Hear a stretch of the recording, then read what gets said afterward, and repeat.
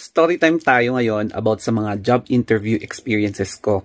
Alam nyo ba na umaabot ako lagi sa final interview. However, kapag natutuklasan nilang RN na pala ako, automatic ligwak. O kaya yung sinasabi nila na, thank you for this interview.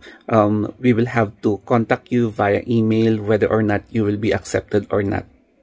Ang problema kasi nung kakagraduate namin at katatapos ng exam, wala kaming pera. So, kailangan talaga namin maghanap ng trabaho para kumita. Pero yung mga hospital kasi during that time, nagpapabayad para lang magkaroon ka ng experience at certification or kailangan mo mag-volunteer ng 6 months. Kailangan namin ng pera. Kaya, nag-apply na lang kami ng ibang institution kahit na hindi muna namin ipapractice yung profession namin.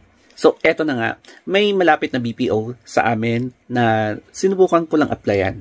So, during the time of interview, tinanong ako ng mga basic questions na parang nasa beauty pageant ka. So, yung mga questions na bakit ka nag-apply dito, bakit ito yung pinili mong company, and then ano yung mga pwede mong i-contribute sa company, mga ganyan. So, syempre nasagot ko lahat, na-impress naman sila.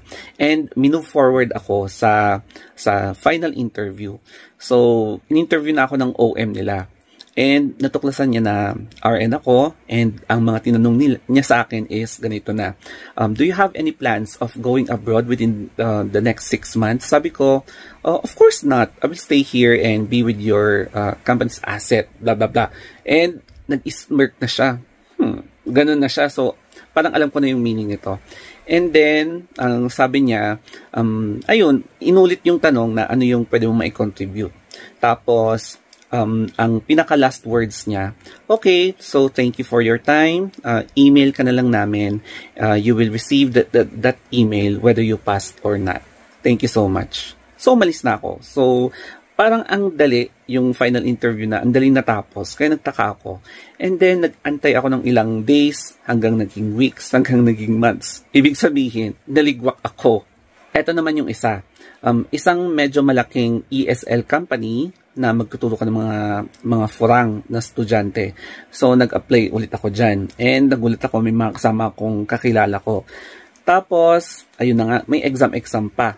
May exam, and then may initial interview. So, ganun ulit, parang pageant question, bakit ka nandito, ano yung purpose mo, ano yung mga asset mo, mga ganyan.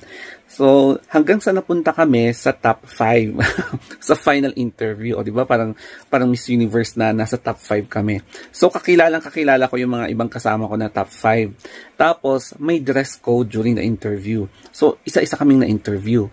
Then, sabi na naman